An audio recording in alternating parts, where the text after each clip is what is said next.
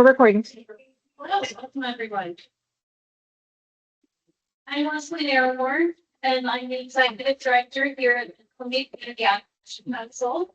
Thank you all for being here. And I'd like to start our meeting today by taking the time to do a land acknowledgement.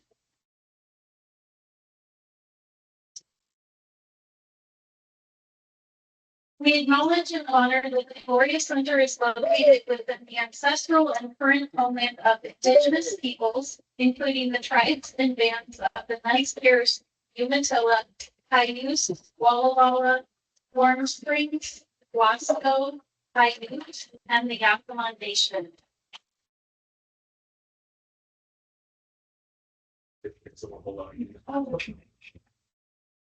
We recognize that Indigenous people have protected these lands and waters since time immemorial. We speak and recognize that Indigenous people are valuable and contributing members of our community today. We offer this land acknowledgement in respect for those who have come before us in recognition of the historical and ongoing legacy of colonialism and a commitment to work in partnership with tribal peoples towards a more just and equitable future where all people can thrive and where together we value and protect this land that is our shared home. We ask that we take a moment of silence to show our respect to the land and water, to elders both past and present, and to the youth who are our future.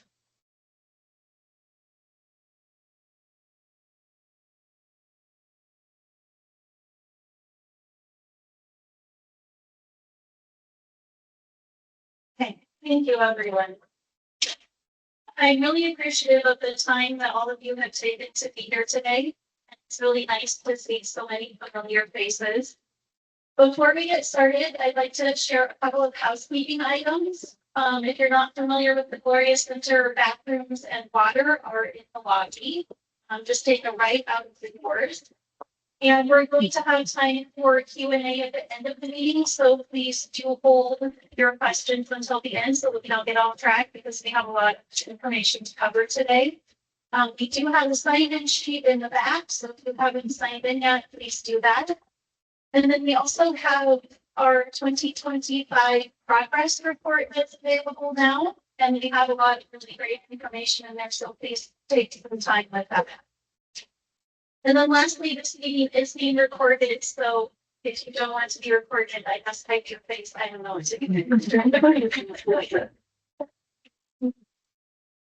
So for those of you who are newer to the collaborative, the Mid-Columbia Houseless Collaborative was formed in 2022 by MCCAC and WADAP. And since then, we have been joined in that work by the Mid-Columbia Housing Authority and their development arm, Columbia Cascade Housing Corporation, and many other committed partners throughout the region. The collaborative was created around a 5-year strategic plan with the overarching goal of increasing affordable opportunities all across the Mid-Columbia region. We're a bi-state collaborative, which I think makes us rather unique, and we come from all walks of life across our 5-county Orange region. Today, our collaborative includes nearly 40 public, private, nonprofit, and other local government organizations, along with many dedicated community members who are united by a commitment to addressing housing challenges in our region. And together, we have spent the last 4 years working to create meaningful lasting solutions that improve housing stability and expand access to affordable housing for those who need it most. Later in today's meeting, we're going to provide updates on all of the work that has taken place over the last year. There have been a lot of exciting things that have happened, and we look forward to sharing all of that with you. But before we do that, I would like to take a moment to honor someone who has played an important role in advancing this work. I think you all know I'm talking about Wasco County Commissioner Phil Brady. Commissioner Brady served as a board member for both my agency and for Karen's agency, and he was a passionate advocate for affordable housing in our region. He understood that housing is foundational to the health and the well-being of our community, and he consistently supported efforts to create more opportunities for individuals and our families here to find safe and affordable places to live. Phil was thoughtful, he was curious, and above all else, he was kind. And his curiosity meant that he was never dismissive of ideas or perspectives that differed from his own. He always took the time to listen, to ask questions, and to seek understanding. And even when he disagreed, he approached conversations with respect, and he always had a genuine desire to learn from others. As we were planning today's meeting, Phil was actually scheduled to be one of our speakers, and he was really looking forward to sharing his perspective on innovative ways that local government can work to develop housing solutions and strengthen our communities. His insights, his experience, and his collaborative spirit would have added a lot to today's discussion, and they will be sorely missed. Phil was a key force in moving affordable housing efforts forward in our region. He believed deeply in the importance of this work, and he dedicated his time and his energy to helping make progress possible. And now that falls to all of us to continue on and to carry that work forward. I hope that we can rise to that responsibility with the same thoughtfulness, the same determination, and the same kindness that Phil brought to every conversation and to every project. As we continue working together to address housing needs in our community, I know that the impact that Phil made will continue to be felt for years to come. His contributions have helped shape the path that we're on today, and I know that his work will remain an important part of his legacy here in our Forge region. So thank you, Phil, for your service, your leadership, and your unwavering belief in the power of the community. Now we're going to move into our agenda, and I'm happy to introduce you all to a new leader in our community, Julie Hester. Julie is the new executive of Washington Forge Action Programs, which is an agency that's connected to our team.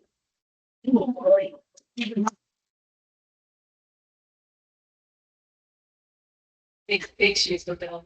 Hi, everyone. I'm Julie Hester. I'm the executive director of LOGCAP, and very appreciative of Leslie. I see a number of other partners out there that already put you to meet. I'm kind of in my first month, so really learning the ropes and everything. It's encouraging to see so many people here in the room and online. It shows how much housing matters to this community, and also how invested you are in finding solutions. So anyone who's here and wants to talk to me, I would love to talk to anyone in the community. My email is also julie@wagap.org if you want to reach out to me. I'm hoping to continue these strong partnerships and collaboratives that Leslie and Jennifer and previous executive directors at WAGAP have really nurtured over the years. And hopefully I don't mess it up. So thanks everyone for being here, and reach out to me at any point in time to talk about anything housing related. That's my short things. I'm going to now hand it off to Karen and Kyle to talk about the progress report that Leslie mentioned. We're really happy to have you here in the community, Julie. This is awesome. We have so many people in the room and online. We haven't actually been together as a collective since the Houseless Summit in November, and there's that big gap. Sometimes you wonder if you're going to lose momentum. And when I started sending out save the dates for this, it was amazing. The response immediately. People seemed so pumped that we're going to get back on track, and we used this to start kind of as a reset to making sure we can stay on actual quarterly meetings. We want to have one of these every quarter. One will always be the Housing Stabilization Summit, but we do want to have these meetings more frequently as well. So it was just really gratifying to see how many people were so eager and quick to jump back into this process together. Very, very quickly, Leslie mentioned the 2025 progress report from the Mid-Columbia Houseless Collaborative. This was designed by a wonderful friend of ours who does graphic design work, Robin Denning, with events imagery back over there. Thank you, Robin, for all of the amazing work you do for MCCAC. We're not going to pass these out right now, but on the table where you came in, there's lots of other resources I see from other groups here today as well. But there are copies of the progress report hot off the press, so please do grab a copy of that on your way out. A lot of what we're going to talk about during the session today does kind of go through some items in the progress report, but we have updates on some of the area's housing developments. We have some information from the last Housing Stabilization Summit, some highlights of our wonderful community health workers, and some information about our recent Reach Alliance as well. There's also a QR code on there that will take you to the House of Collaborative's website that Mary Scarrett does a wonderful job of keeping updated very frequently. So just make sure you can grab a copy of that on the way out. But we're not going to take any more time with that. You can read that on your own. We want to get right into the presenters. So the first thing we're going to talk about today is the recent Reach Alliance. Some of you I know are familiar with because I see you participating in it. When I walked by here, I gave it to you probably like it was that bring waving at me. But we have seen the power of this really, really unique program that hasn't even been around for maybe just about a year yet. It's had a tremendous impact. So we're going to hear from Julian Zapian-Becker, the referral coordinator at Efforts to Health, and Elizabeth Fernandez, MCCAC's care coordination manager, to tell you about recent Reach Alliance.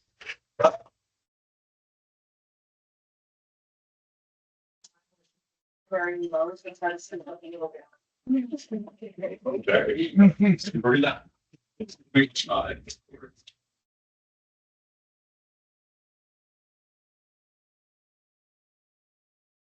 Hi, everyone.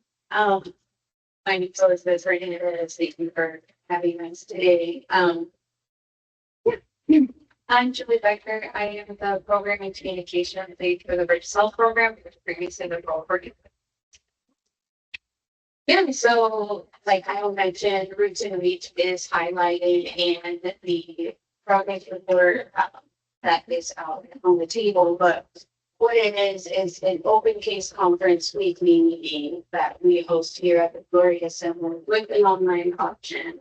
I know I see a lot of folks who are part of the Alliance, and it's just a space where medical, behavioral, housing, and social services really come together and talk about our most vulnerable community members in our region and try to think of action plans for these folks and together really breaking out of our individual silos within our agencies and really making sure that we're creating a wraparound care for these folks. It's been really amazing to see the growth of this team. We started with 4 agencies maybe in the beginning, and now we're over 20 agencies, and just hoping that we can continue that growth. And it's been so amazing. I don't have any other words other than how amazing this team really is, and watching everybody come together and really collaborate. So we hold those weekly meetings every Tuesday from 10 a.m. to 12 p.m. Like I said, there is a remote option for that. Anybody, any community agency is able to join as long as you are on our shared archive. We have folks in our shared archive to make sure that we're being HIPAA compliant, and since we're discussing folks and really trying to, like I said, create that care for community members. One of the things that I really want to highlight that makes this team so special with every one of you that's in the room as a part of this team is really like our unwavering dedication to the mission of helping our community and the most vulnerable being the houseless. And what we've been able to accomplish since the time we started working together has truly been incredible. It's emotional to all of us that are involved, very dear to us, and our work was there for a personal drive.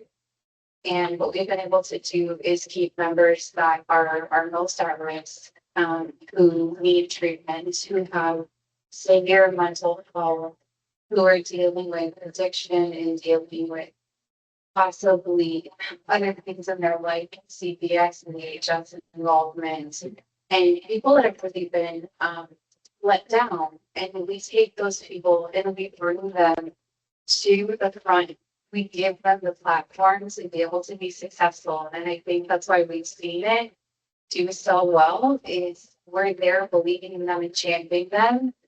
And it's really just been proven to be very effective. So Roots and Reach, like we said, we welcome anyone to join us who is going to be on our live. For those of you that have been touched by the success of these stories in Roots and Reach, it's proven to truly be life changing. And so just really incredibly proud to be a part of that team. And we welcome with open arms, the same with our clients. So, yeah. And if anybody is interested in joining, feel free to get hold of myself or Julie and just let us know if you're interested. We can add into that ROI if you're not added yet. And then, thank you.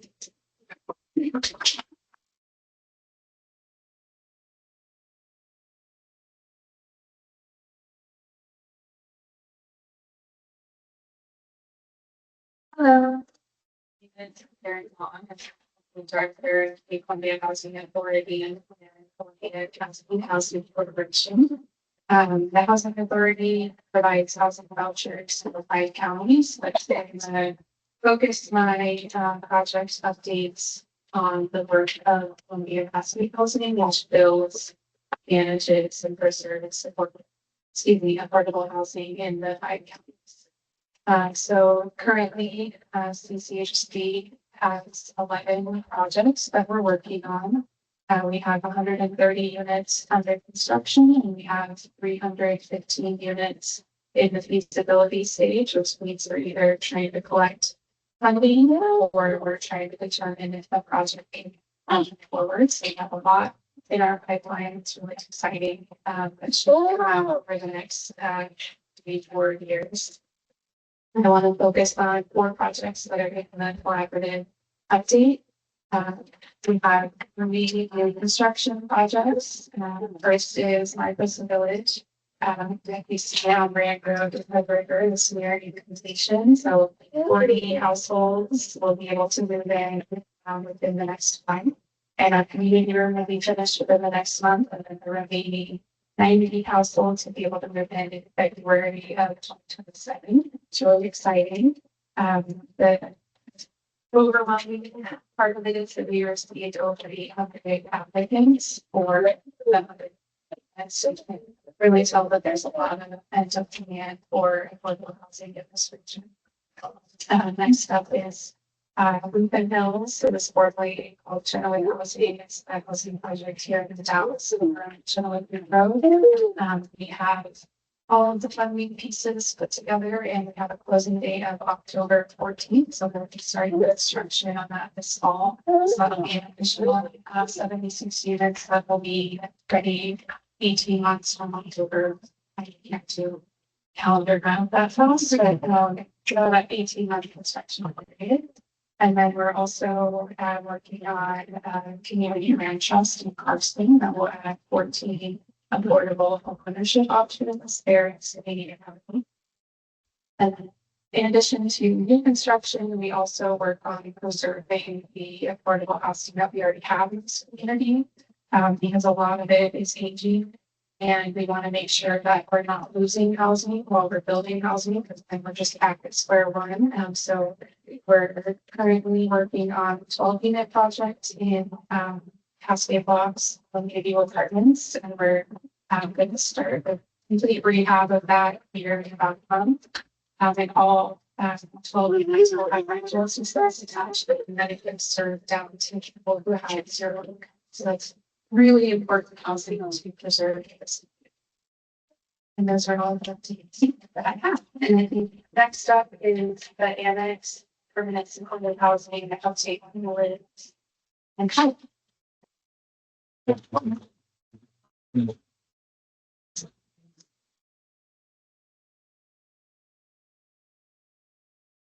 Thanks, Karen. It is awesome to be here. I've been having just a little bit over a year. I think one of the very first things I did when I joined MCCAC was attend the last one of these. So it's just nice to have a full circle like that. I didn't introduce myself earlier. Sorry for that. I'm Ray, Deputy Director for the Mid-Columbia Community Action Council. And then almost every person in this room, if not everyone knows who this is. Is Leon, Regional Children's Manager for Mid-Columbia Community Action Council. So one of the great things about today is that it's a very positive space. We're going to hear a lot of good news today. I think we all need as much of that as we can. Things that Karen shared, very, very powerful, so meaningful and needed for our community.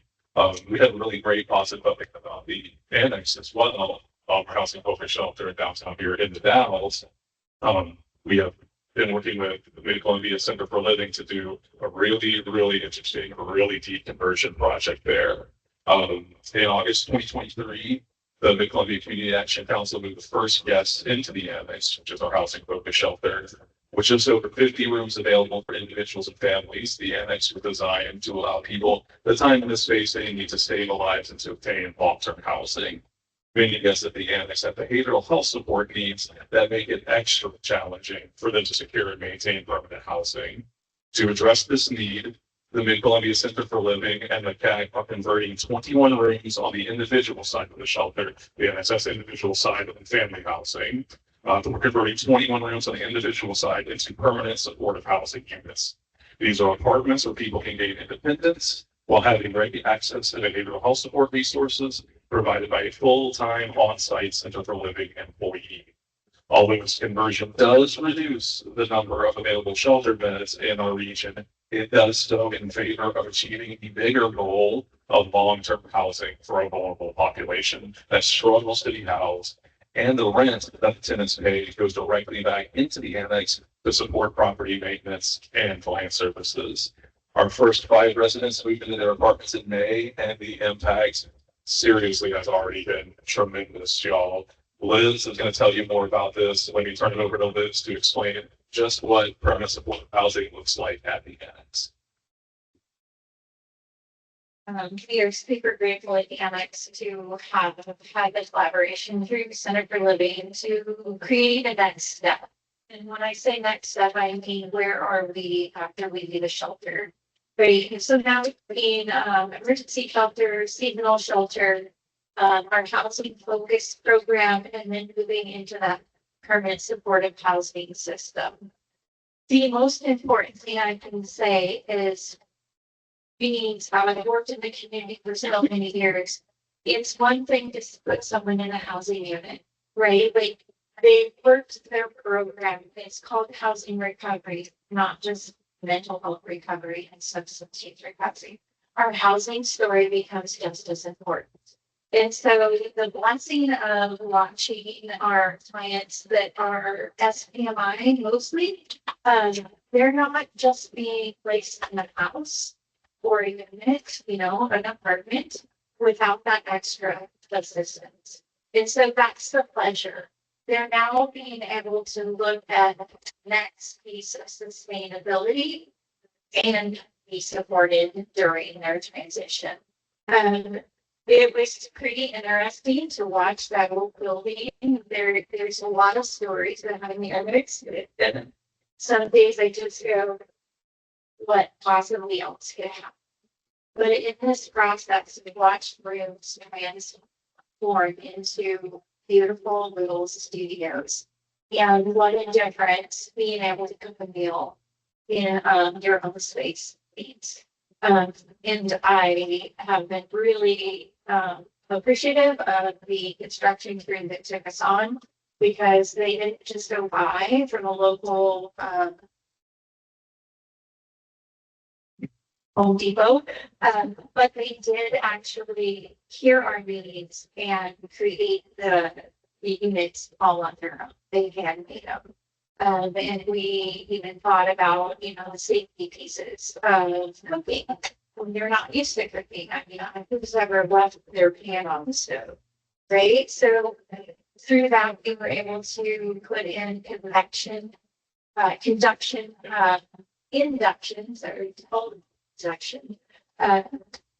stoves in there. We purchased all of the pots and pans. So if it's on the stove, it's cooking. If you pull it off, you can touch it immediately and not be burned. So it's been wonderful to watch that. The first 5 people that did enter into those units had already been used to types of rules that we have in the annex, the house agreement, and the joy of saying, can I have somebody spend the night is a pleasure. Sky and I were in our office one day and we could hear, in the parking lot, Mommy. And it was the first time this gal had been able to have her child overnight independently for a very, very long time. And that's the piece, right? It's still having the community surrounding you to support you and help you keep growing, not only emotionally, financially, but independently.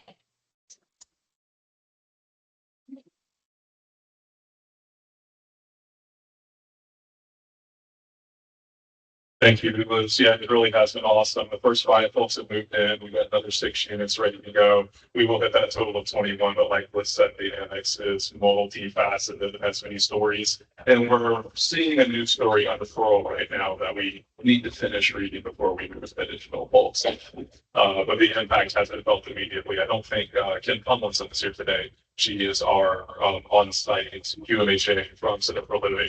And Kim has been shocked. If she was here, I think she was shocked at how quickly this independence that was mentioned has really had a profound impact on these folks and just the positive change in their lives. So coming up next, we're going to talk about the Housing 360 program. I'm going to stay up here and keep running my mouth for that one, but Elizabeth is going to join me.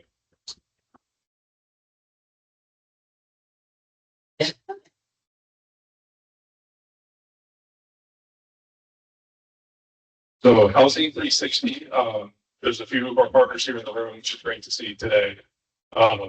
This is a new pilot program that we're engaged in with the state. So we know that people with behavioral health issues face many barriers to finding and maintaining housing. As a direct response to Governor Kotek's declaration of a homelessness state of emergency and to bridge the gap between the homeless services and behavioral health services systems, Oregon Housing and Community Services set aside funding for Housing 360, a pilot program intended to give communities the opportunity to create their own model for integrating behavioral health and homeless services. MCCAC is partnering with the Columbia Gorge Health Council's Bridges to Health program, Nishiwana Housing, and the Mid-Columbia Center for Living to develop a Housing 360 model for Wasco, Hood River, and Sherman counties. Our Housing 360 pilot has a special focus on Native houselessness, as we know that Native communities are disproportionately represented in the houseless population and often do not have access to behavioral health services, or they choose not to engage due to a lack of trust and or culturally responsive services. The pilot's goals include developing a new case conferencing structure to streamline communication between agencies. That's Rinse and Reach that you heard about earlier. Supporting a full-time behavioral health specialist and offering permanent supportive housing at the annex. That's Ken Tomlinson in the project that we just spoke about. And our housing, and offering culturally responsive street outreach and rapid rehousing services.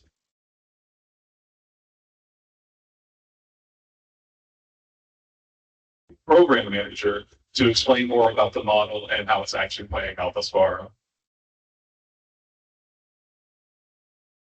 Yeah, so like Kyle said, with the Housing 360, we have created the case conferencing structure, which is Roots and Reach, and we've also done that internally for our MCCAC programs.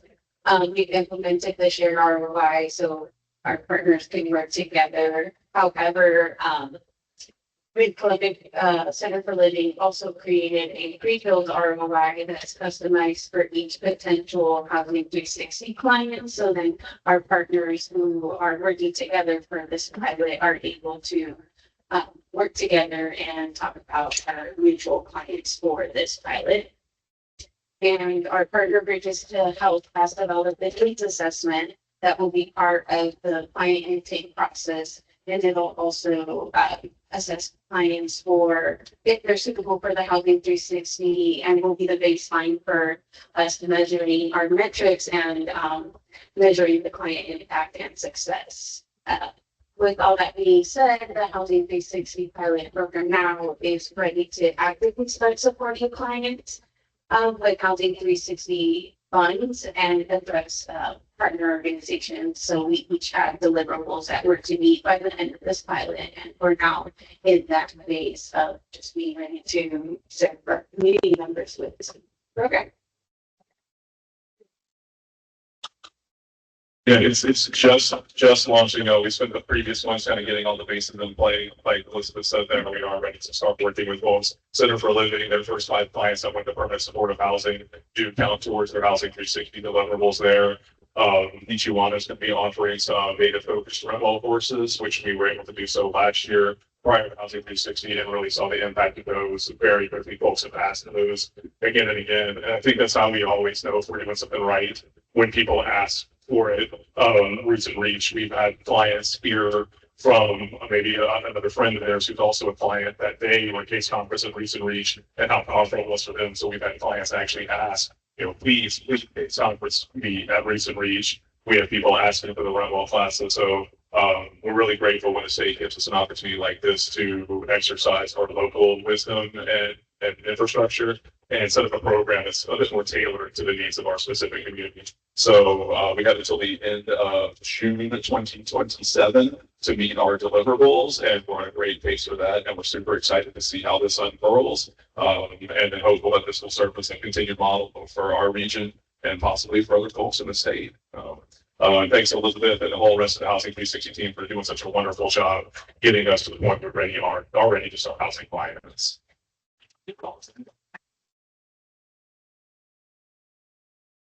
All right, now we're going to hear from, honestly, one of my favorite groups. I'm going to turn things over to Miriam to introduce the lived experience work group. Thank you. And folks online, I'm sorry about the echo. I'm trying a couple things, and I might try one more. Just bear with me here. Sorry. It's bad.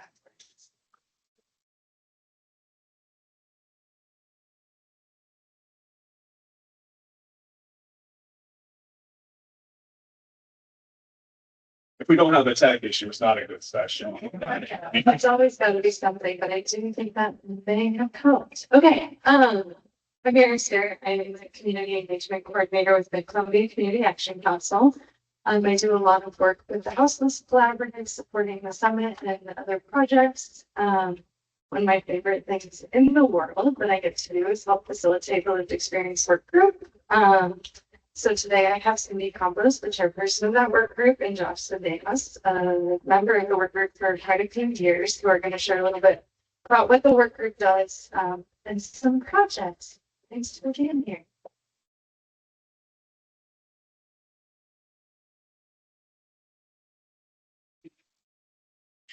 Good afternoon. My name is Cindy Campos. I'm an outreach case manager with Ichiwana Housing and chairperson of the MCCAC Lived Experience Work Group. I'm happy to be here today and share the voice and vision of a group committed to positive change in our community. I'm going to start us out with our mission statement. Our mission is to advocate with understanding and kindness, inspire hope, and create lasting change through strength and resilience. The MCCAC Lived Experience Work Group includes local service providers and community members who have experienced houselessness. Our lived experience brings insight that data alone cannot provide and helps ensure the voices of those most impacted are heard and valued. We help guide collaborative projects, identify service gaps, and develop resources that address real challenges. We also work to reduce the stigma and advocate for solutions rooted in dignity, compassion, and understanding. We believe lasting change happens when people with lived experience are empowered to lead.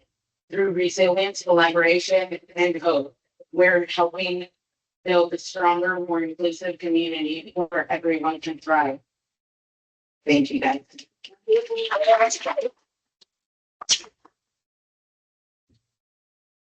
Good to meet you all.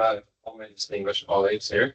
My name is Joshua Dalles. I'm a community health worker with the Bridges and Health Pathways program at the Mid-Columbia Housing Authority. I've met pretty much almost everyone here. But I'd just like to start off and say that I'm honored to be here with you all today. Uh, this is an awesome group to be involved with. We're not your average group, but rather we have some own experience, our own experience around houselessness. As part of this group, I have been able to use my lived experience in a positive way to help my community and steer executive level decisions. For example, I have served on a hiring panel to ensure equity and advocacy in the hiring process. This is super important as we have heard from many members that people are frequently passed over for job opportunities. The lived experience perspective can help give a more equitable lens for all applicants. We have a contact with us available if you would like to include members of our lived experience working in your hiring process. We have printed copies available. But we do much more than that. Than just meet monthly. We have goals and projects that we are consistently involved in the community. This last year, 2025, we were able to take our whole group to the state capitol building in Salem during our open legislative session. We got to sit in the House and the Senate chambers. And it was a great experience to see the laws being debated and passed by the state in real time. And lastly, I personally have been involved in a video storage project with a local landlord and tenant. The video goes into great detail about the successes of working with local landlords and community programs. It's still on YouTube, and I encourage folks to go check it out. Thank you.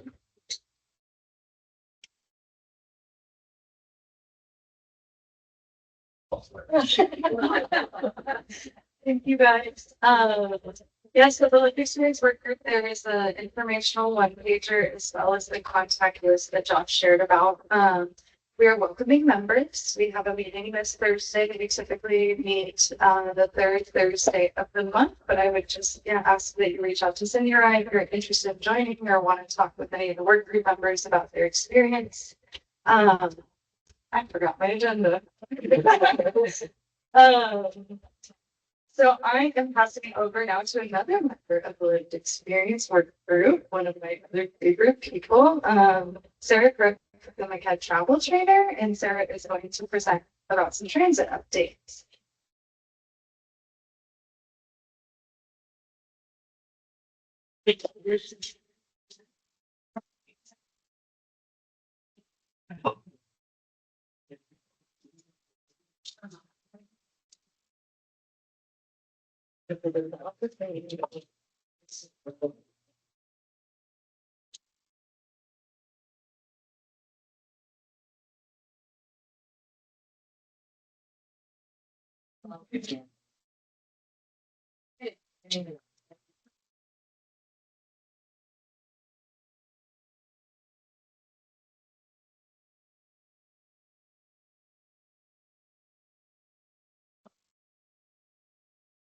Hi, everyone. Welcome. A lot of familiar faces. My name is Sarah Kirk. I am the travel trainer for Hood River and Moscow counties. Travel trainer is essentially just someone who helps our community members ride our public transit independently. I just want to give a quick community transit update and run some programs that are available for members of our community. So first off, I wanted to start on, in case you aren't familiar, how our public transit was formed. This is how our public transit started back in the 1970s. Before 5 counties had their own diamond ride services. Diamond ride services, that door-to-door service, where we all ride, they pick you up and drop you off. It focused on older adults and folks with disabilities. Fast forward to 2011, and Skamania County was the first county to have their own fixed route. When we say fixed route, we're talking about a bus schedule, the bus stops. Started in Carson, ended up in Bishop Landing, with stops along the way that community members would wait at the bus. We go forward to 2017, and Hood River County got to the action. So Hood River County started the seasonal service from to Dog Mountain from Skamania Fairgrounds, and also started the Hood River City route and service to Parkdale. 2021, everyone's getting in the action now. So we have Slovenia expanding their service to to Bingen and across the road to Passway Locks. Hood River is giving service to Gateway, Portland, Alpena Falls, expanding service in the Upper Valley of Parkdale, also continuing steeply up to Mount Hood. Wasco County, the link started service here locally, and then also from to the river. And then Mount Adams has 2 routes in 2021 from White Sand into Hood River and Golden Bend to Dalles. And fast forward to today. This is what our public fixed route transit system looks like today. So starting on April 1st of this year, Mount Adams added a brand new route going from the Mount Adams Senior Center, White Salmon, to the Dalles, servicing Lyle, Murdoch, and Dallesport. Now we have a kind of official full loop now. Still doing seasonal service to Dog Mountain. And currently the service going to Portland from the river right now is 9 times a day, 7 days a week. So this is a map of our fixed route bus system, public transit system. In case you aren't aware, we have a bus pass, the Gorge Pass. It is good for, you can have it digitally on your phone when you purchase it for 365 days, or you can buy a physical copy where we punch it the month you buy it, and it is good for the entire year until the end of the month the following year. It's $40 for a year, $20 for kids under 17. And in Hood River and Wasco County, and I'll cover this in more detail in a bit, but we have an $80 dial-ride pass, which includes dial-ride services and fixed route services. Dial-ride services for the county, but we purchase it in fixed route service for the entire port. I want to stress that you do not have to have the pass to ride our bus system. It is cash to driver, pay as you go.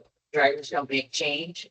But just to note that looking at this map, majority of all these routes are $1. Across the bridge, Goldendale, the Cascade Locks, it gets to be more expensive. $10 to stop Cascade Locks in the CTE. But $1 from the river to the Dalles, $1 from White Salmon through Lyle. So but if you ride the bus a lot, it tends to add up. So the $40 bus pass tends to be the most economical. In the last year, we provided 160,000 rides on the transit system. Now, that's not 160,000 different people, but there are repeat riders, about 160,000 rides on our system. I'm not going to dive deep into it, but I just wanted to show you the homepage of your one-stop shop for all your bus transit information for the Gorge, gorgetransit.com. As you notice, this is the homepage. On the top, we have the different tabs, schedules, travel training with videos in English and Spanish explaining the system.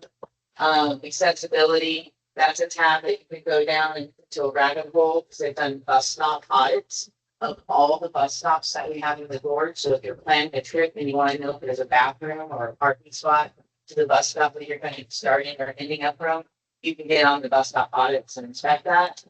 All 4 counties.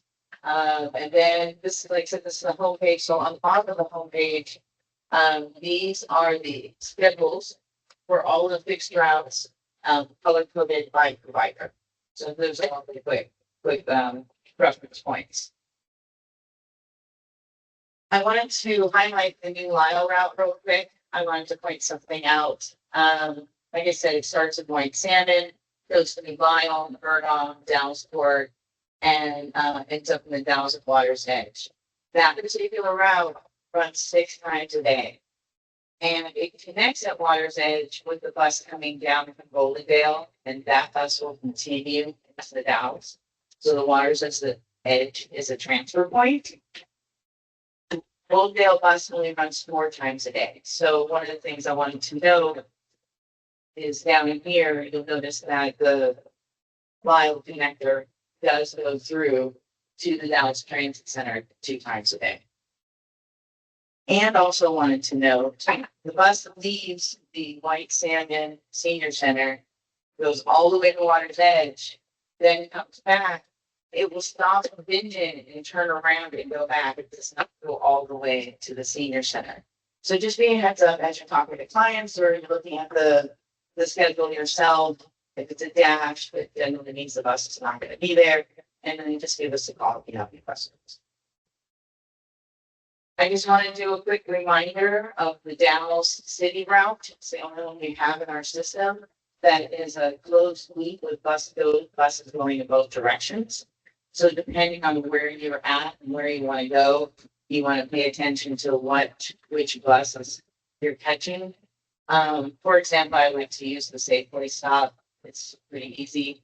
On the blue route, the Safeway stop is stop 16, whereas the red route, the Safeway stop is stop 6. So the bus goes in the direction of that line. So if you catch the bus, the blue bus at Safeway, your next stop is heading towards the Gloria Center. If you catch the bus at the red bus at Safeway, your next stop is you're heading downtown. So just be aware, and if there's any questions, we'd love for you to call and ask us at the Link Transit Station, especially if you suspect the stop should be where it's at, and if you're not seeing something, give us a call, we'll walk you through it. And then just a reminder, the Columbia Gorge Express, like I mentioned, is running 9 times a day, 7 days a week. But we have construction right now. So be heads up, especially if you're trying to get to the airport, catch the bus, one bus earlier than you suspect that you're going to. Delays are up to 30 to 2 hours, 30 minutes to 2 hours long. Also, as a bus rider, and as a driver, I ask you to have that backpack with the water bottle and some granola bars in your car, just in case you're there for 2 hours. And if you've got a bathroom, but just something to grab, so to help fight your frustration while you're waiting in traffic. If you are familiar with our Columbia Gorge Express, you know in the past that as it's coming from Portland and it passes multiple falls, the gate closes, it'll go up to the next stop and turn around and come back. With this construction, if the gate's closed and you're trying to get to Multiple Falls, you're going to pass Multiple Falls and everything past Maybach's or the river, the driver will work with you. But with the construction, we can't waste the time to turn around and take work and try to come back. So while the construction's going, that's not going to be the case. Okay. Now, real quick, I want to touch on Dial Ride. Dial Ride is available in all 4 counties. It is different in all 4 counties. On the Washington side, Skamania and Mount Adams, there are flyers about their Dial Ride programs on the table. They are funded differently, so you'll see their vehicles on this side. On the Oregon side, you'll see them across the state lines and county lines. It's just their funding and how they serve their customers in their county. On the Oregon side, we have funding that only serves the county. And so the Link and CAC will not cross county state lines. They will only do door-to-door service within their county. So that means, like I mentioned, Dial Ride Pass. There's a Hood River Dial Ride Pass and a Washoe County Dial Ride Pass. So the Dial Ride, the door-to-door service, is only good for the county that it's purchased in, but the pass is good for all the bus stops. If you have a client you're working with and they just are not able to take the fixed route and they need that door-to-door service in both counties, then you're going to need to buy the pass for that client in both counties to get that door-to-door service. Or you can pay as you go, and it's $2 a ride. So in Hood River County, Dial Ride extends all the way to Parkdale and Castle Locks. In Washoe County, Dial Ride extends to Newburgh and to Mosher. So that's $2 will be for $2 for Mosher back to the house. The Link accepts requests 1 day prior. They also accept email requests 2 days in advance. And if you need weekend Dial Ride, you need to call by Friday. We don't have office staff. Pat has a new online app. I can teach you how to download. So you can schedule up to 2 weeks in advance on the app, or you can schedule day of. It's all based on availability. And access same day flights. All our vehicles are ADA accessible, so they will accept a wheelchair, a mobility device, and PCAs get to ride for free for driver rights. PCA personal care assistance. Please call each county provider for specifics on driver ride because I always miss it sometimes. All right. So students, youth, in Wasco County, all middle and high school students can ride the link bus for free with using their student ID. Now, if you have students that are in the online school or homeschool, we don't know student IDs. You need to create a student ID. Please have a photo, please have name of school, the grade they're in. I worked with the next door just the school year, grade school student IDs for their students. There's not a, we don't know all the student IDs, so the drivers are just gonna say, oh, great, a student ID, look great, awesome, on the bus. So if you're working with a kid that goes to online school or homeschool, they don't have access to student ID, make one. And then just email me and say, does this work? And I say, yeah, that looks great. In Hood River County, White's Middle, Hood River Middle, Hood River High School, and Options Academy all receive 3 course passes. So all school year, they've been sitting at the office. All kids had to do was come down to school office and ask. Now that it's the summertime, all they have to do is come to the CAT office with their parent or guardian, school ID if they have it, and say, hey, I need a bus pass. Oh, and then in Wasco County, we are working with the next door youth outreach workers who identify high schoolers who need work passes. So basically need to travel outside the Dalles area to see family or whatever reason. We have that available. Reason this is important because I came up with this really fun game. I'm trying to get kids to play. Let's see if we can figure it out how to play it. Ride the bus and get free stuff. Is that figure out how? Okay. A lot of people love this. So the goal of this is to get the kids out of the house, to do something creative, something non-electronic, and also to get some independence and learn of how to ride public transit. So in Wasco County, we this year opened it up to everyone under 17. Like I said, middle schoolers and high schoolers, it's a ride free with their, 11 and older, 10 and under, have to ride with a paying passenger. And this is for all counties. 10 and under ride with a paying passenger. We say paying passenger because we want those babysitters to take them. That's what it is. So it doesn't have to be an adult, a paying passenger. And that means a kid with a school pass. They go to the Lake Transit office, the library, the ODS Child Welfare, Wonder Works, or the Kelly Avenue next door office, saying, hey, I want free stuff. I want to ride bus. And they get to choose one of these 5 items. And then they get the card, they go to the lake bus, the bus driver gets them a stamp, and then they go and they claim the prize.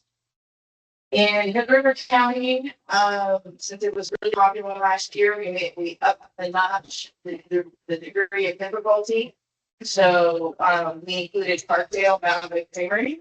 So kids in Parkdale can claim prizes and come down, and then or you can get the prize and go to Mountain Good or Parkdale and get the ice cream. And Buddy's Arcade Castle Box.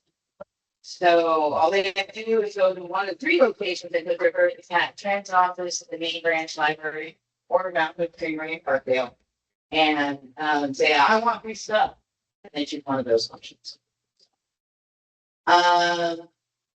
So if you've got cousins or nieces or nephews or kids and you're just looking for a fun afternoon or a fun thing to do, this is going until prizes run out or until September 6th. So, real quick, Work Transit Connect is a program I manage. It is a partnership of community organizations to the Columbia Board dedicated to providing the freedom of mobility and fair assistance to low-income individuals. I recommend a lot of joy work with you, a lot of you guys in this program, so let me know if you don't see your logo up here, try to get it on there. Our mission, Forest Transit Connect, strives to provide low-income community members of the Columbia River Boards with freedom of mobility through community partnerships, travel training, and transit fair assistance. Our goal is to reduce transportation barriers and accessing food, education, housing, social services, recreational activities, and medical services. And then moving on to travel training. So I am the Oregon travel trainer. We have a Washington travel trainer for Clayton, Texas, and the counties. If you have clients that need help learning the bus system. So as travel trainers, I could do something just basic. You give me a call, you need how to figure it to Portland, make transfers, learn the local bus. I can answer questions. Or I can do something more intensive. I have 2 clients who are writing independently now. I run into them. It's such a joy. But, they're older gentlemen that have learning disabilities that needed to learn how to ride a bus because their support system is getting older, not able to take them. So they both flourished. And one who will never really be able to travel independently on his own went up and told his mom because he saw the map. Now he's going to go to Portland, and mom said, "No, you're not." So, so just learning how to talk to the bus driver, learning how to read the schedule. One gentleman, we really had to talk about strength or danger and backup plan because he wanted to go to Portland. He had the total ability, but I didn't want to send him to Portland without what's your backup plan? And his whole plan was in his phone. And I was trying to get a piece of paper in his wallet with a phone number that he should call. Because what if your phone, you lose your phone, if your phone dies, or it's like, no, my phone's just gonna always be fine. My phone's fine, nothing's ever gonna happen to it. So, and he told me, he lied to me, he said, "Oh, I put all those phone numbers in my phone." Until the day he missed the bus and he told me, I said, "Did you call?" "I didn't put the phone number in my phone." That's what I called. So we went through and it's just those baby steps, working with clients like that. So, and I've done rides just riding with people because they're just anxious. They just wanted someone there. So that would agree that even I did. All right, real quick, this is the stuff for you workers in Wasco County. If you work or live in downtown the Dalles, we're talking from Sunshine Hill to the Aquatic Center and 7th Street below. If you work in any of those locations or live anywhere, you earn the Great George Pass. If you work in Hood River County within the city limits, no matter your job, you just earned a 3 George Pass. So that is programs for you or any of your clients. And when I say anyone, any job in Hood River County, if it's a job within Hood River city limits, you can apply for the George Pass. So, all right. That's it. Any questions? I just one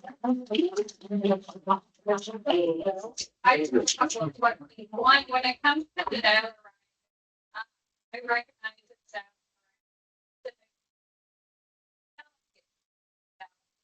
and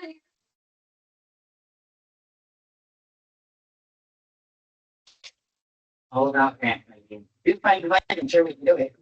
you You can find the money, I'm sure we can do it. I mean, I probably don't know because I don't know.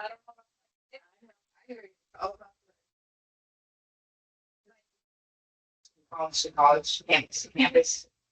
That's been a strong request. Yeah. Especially for medical appointments. We were toying with the grant, just providing service for veterans. But we do. So, I mean, it's all about the money. And there's no, as far as I can tell, there's no laws except the money that guides us is what protects us. Yeah. So grant specifically written for that purpose. I can see it happening. Currently now. No. No.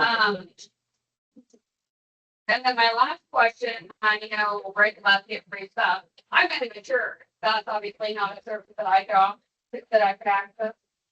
You can access? Yeah. You don't have like a niece and nephew like, No, I don't care about them. How can I do that? I'm sorry. No, I can go. No, right now. It's all right. I mean, I got a coffee card and gift card. I can find them. Oh, you're got it. All right. Oh, I have. If that, it should.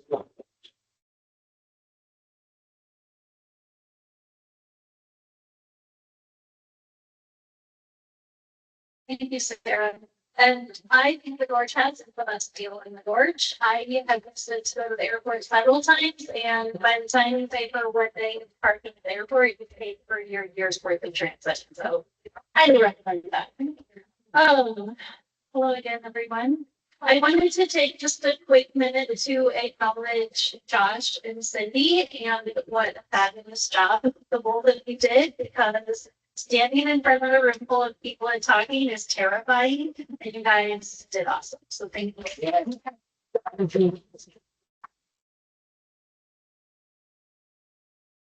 So I'm here to give you a couple updates, one about the Hood River Shelter and one for the Gloria Center Shelter. And one of the most exciting projects that I'm working on right now and that our team is working on is securing a permanent home for the Hood River Shelter so that we can transition from having just seasonal operations to providing year-round support and shelter for our Hood River community. Every year when we have to close down the shelter, it's the hardest day of the year. And so we're really looking forward to not having to do that again.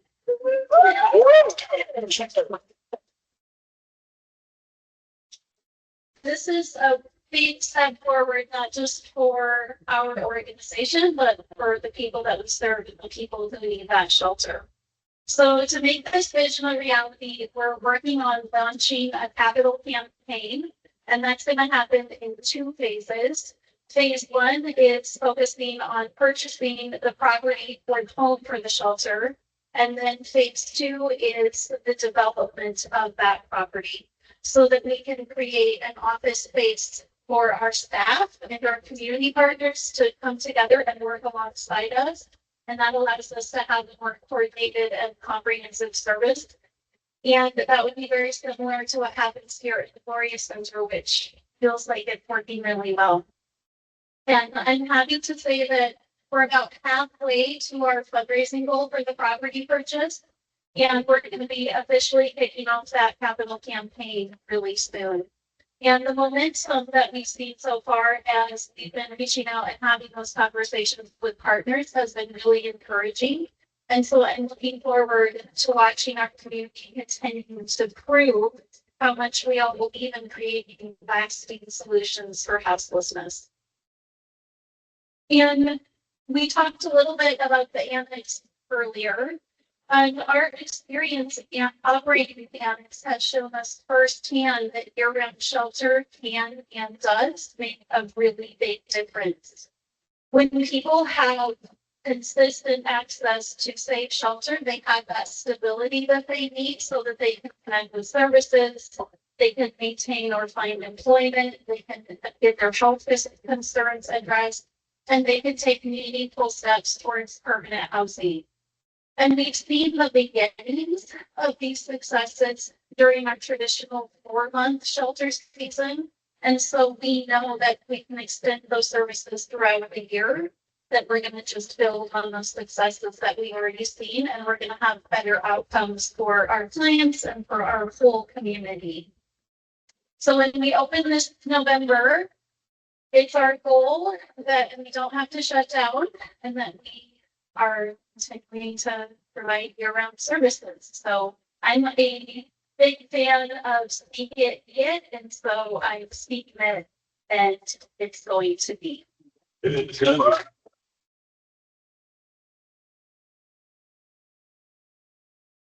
And then another big change that's going to be happening this winter is that here at the Gloria Center, we're going to be operating the pallet shelters seasonally. We've only been operating those on an emergency basis in the past, and so we're going to transition the Gloria Center to be a seasonal shelter model as well.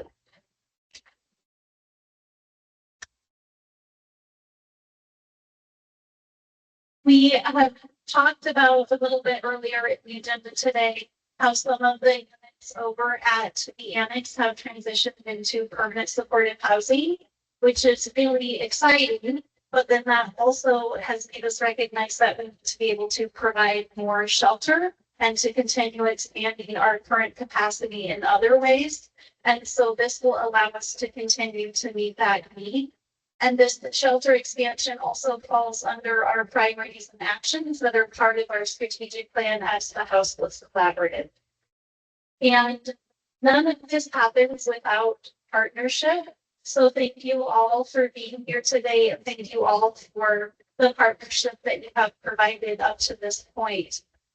As we begin this next chapter, we hope that you'll continue to stand with us and to help us spread and realize our vision. You all are an essential part of creating a community where everyone has the opportunity to have safety and stability and hope. So thank you. And I'm looking forward to continuing that work.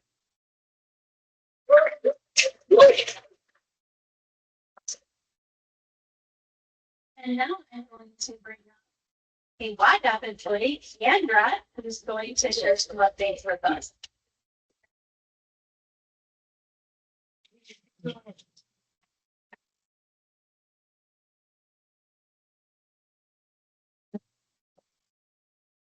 Hi, everybody. I'm Amber Erickson, and I am the Housing Operations Department Coordinator for Washington Board Action Programs. And many of you know, we partner very closely with Mid-Columbia Housing during the pit count times. That way, we can make sure that all the sites in our area are covered, that those Native individuals who are completing our surveys are comfortable with things providing them the surveys. And we have now extended that partnership into rental assistance. So WAGAP and Mid-Columbia are partnering for CHE. WAGAP receives a grant, and we are like sub-granting part of our funding to Mid-Columbia to provide prevention rental assistance to those Native individuals in the area who could benefit from that service. So join me.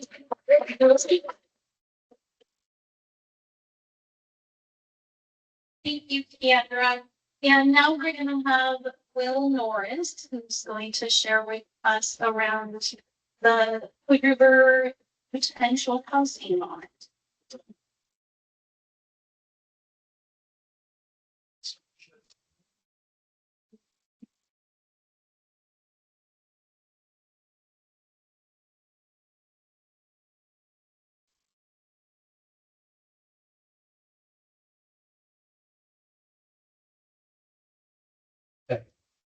Thanks everyone for having me here and for the time to talk to you about our potential public safety and housing bonds. I'm Will Norris with the city of Hood River.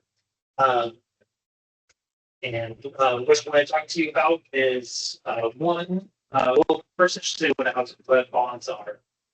This is voter approved tax increases to fund borrowing to make public investments. It's how Bay Street Elementary School was built.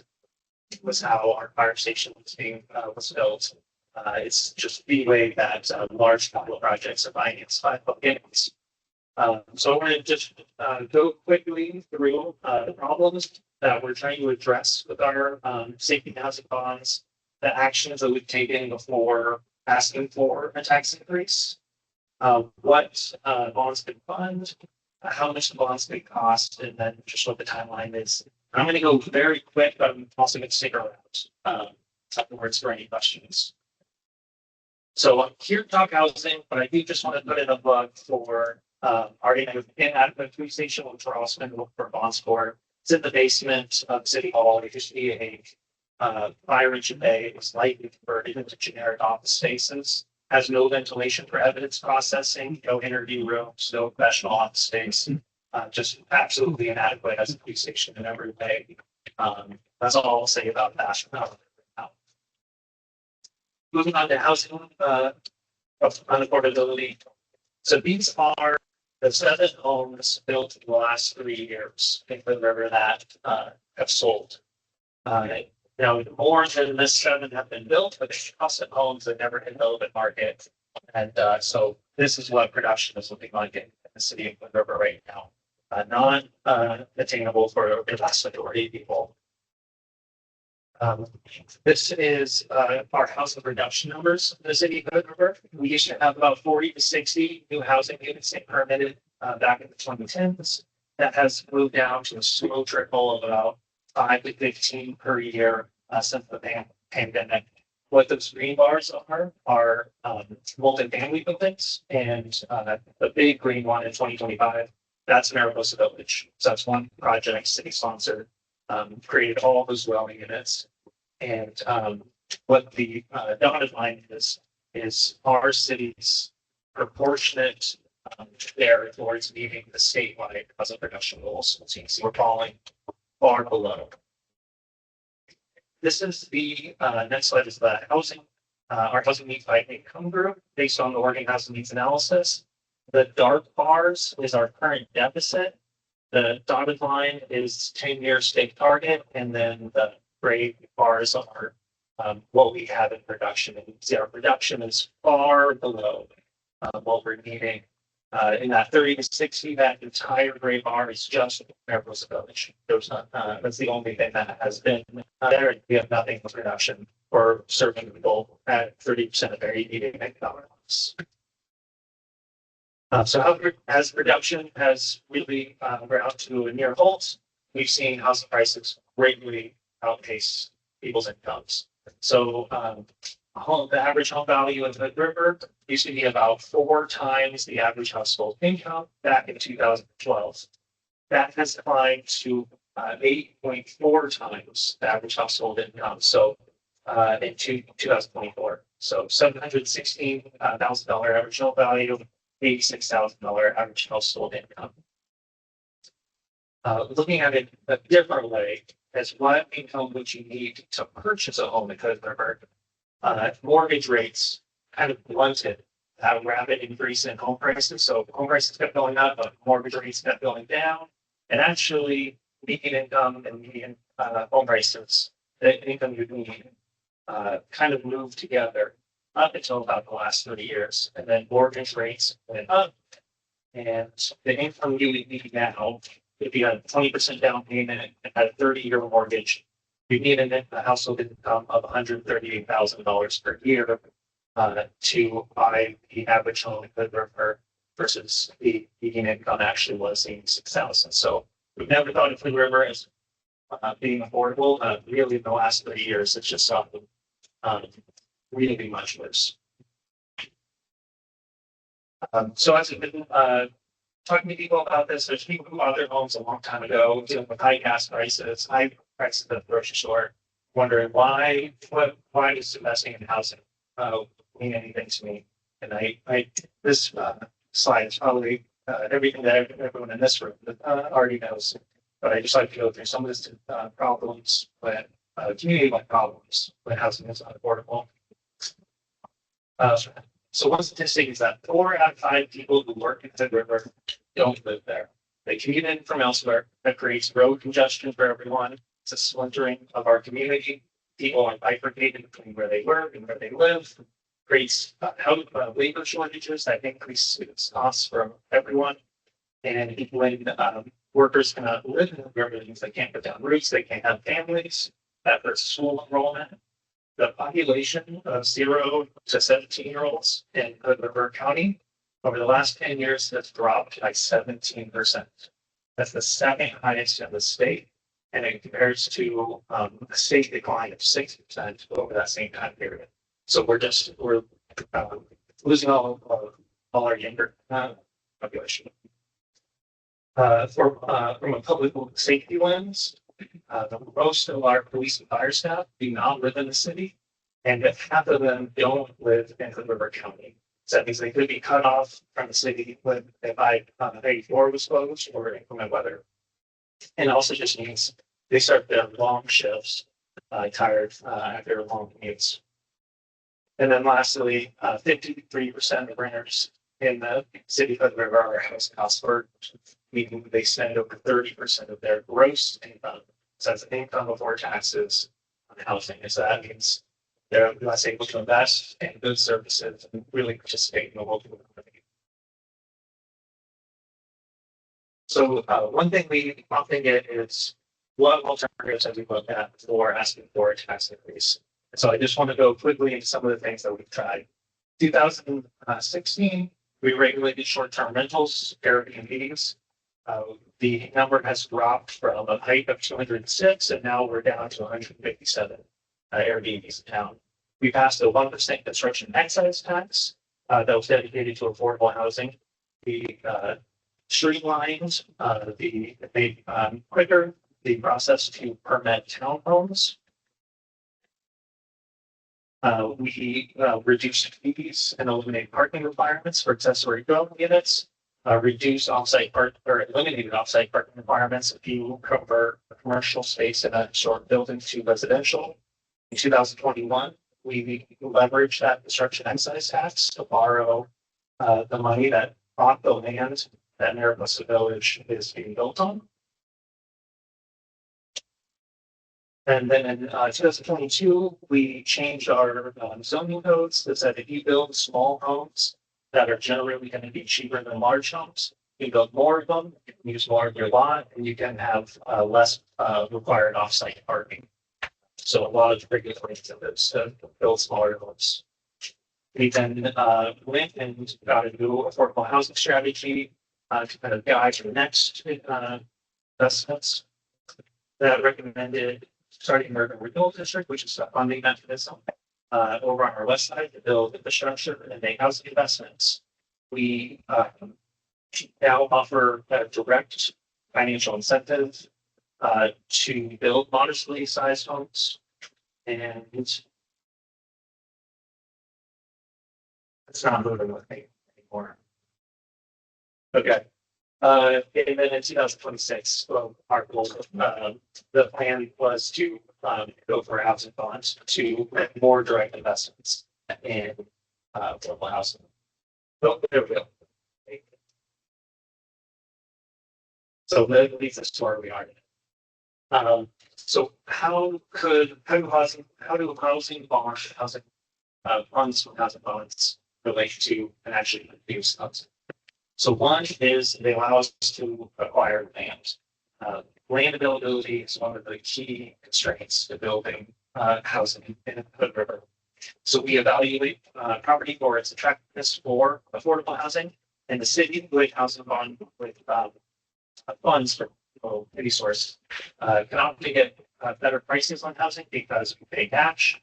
Often sellers are interested in promoting affordable housing, and we have lower borrowing costs than their average developer. We then solicit developers through an open and competitive process, and we say, here's all our goals. So for Mariposa Village, we wanted affordable housing, we wanted publicly accessible playground, we wanted trail connections, a new road, we wanted green building standards. We put that out to the market. We got 7 developers came back. We chose community development partners along with community Cascade Housing Corporation that then built Mariposa Village. And signed agreements, nailed down financing, and construction begins. So that's how that process works. So how much could the bond cost? And actually, just last night's council meeting went till 11:30 last night, and one of the topics was solidifying what amount of the bond are we wanting to go for. And they solidified on 8.7 million. And that would be average property tax impact for the typical homeowner in Hood River about $7.71 per month. So the next steps is we will finalize all of our election documents and likely adopt those in late July or early August. And then City of Hood River voters ultimately decide on November 3rd. So thank you very much for allowing me to give you that update.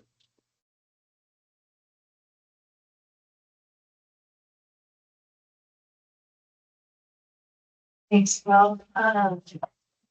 So last up, I know we are right at 4:30 here. Kyle and I just wanted to share that we have a date for the Housing Stabilization Summit. Many of you have attended, but this is our 5th annual Mid-Columbia Housing Stabilization Summit. We are going to host it again at the Dalles Civic Auditorium this year, and that will be November 19th. That's a Thursday. It's all day. I have little save the date cards and for those online. We will make sure that that information gets out to you as well. Last year, we just destroyed our hopes for attendance. I think we're hoping for around 100 people and we broke 160. So let's do even better this year. It's a wonderful event, a day full of not just skill building and learning, but just time together and sharing, supporting one another in the really meaningful and the really challenging work that we do. And we are really trying to make this a peer-led event this year as well, really focusing on the strengths of our own community and the knowledge in our own community. So if you have ideas about sessions, you want to take a healthy risk and present something in a breakout session, we are really welcoming those ideas. You can let me or Kyle know. I think that's everything for the summit. I would just say we're around after if there's questions. The executive directors are around if there's questions. And for folks online, we'll be sure to send out contact information and any printed materials that were provided today. So thank you all for being here. We're very happy to be back in this cycle of our quarterly meetings. Don't forget for the resource paper on your way out as well. We've got the updated progress report with a lot of other great information from some of our supportive partners there. But yeah, thanks again, folks. Please do stick around. We've got the space. We're happy to chat with you.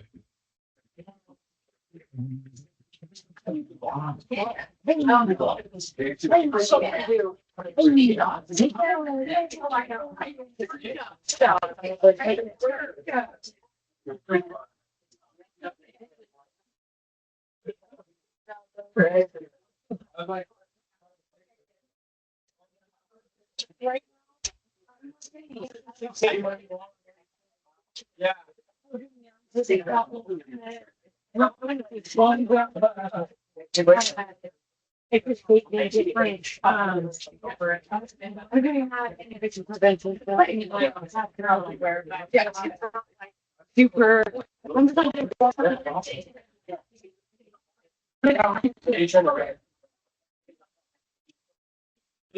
Yeah.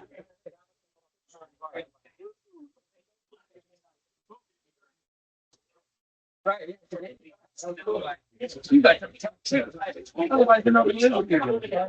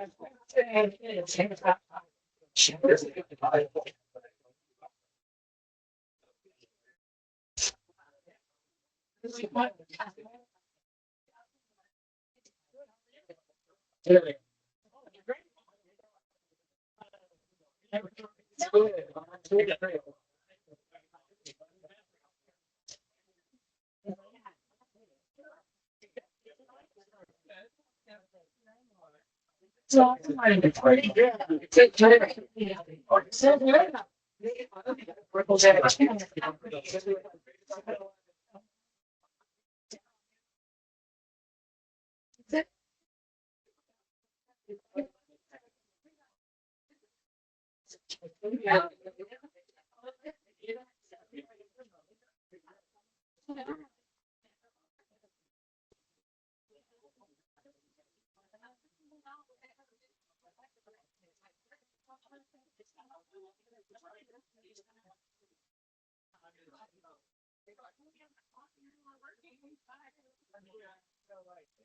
So,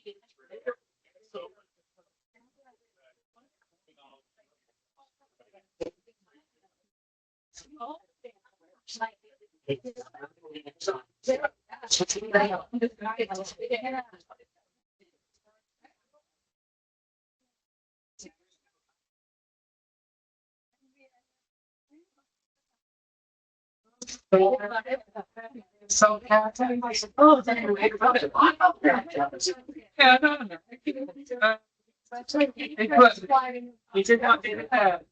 He tried to do it.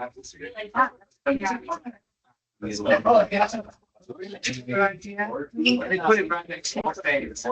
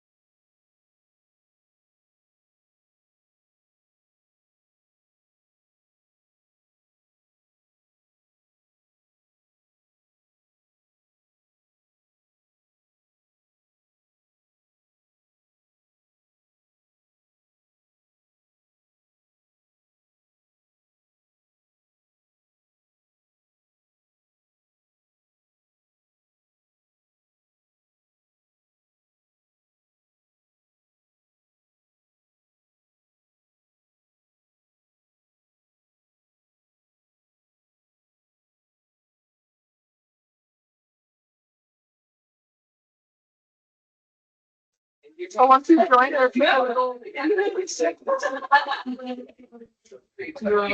Awesome. Thank you.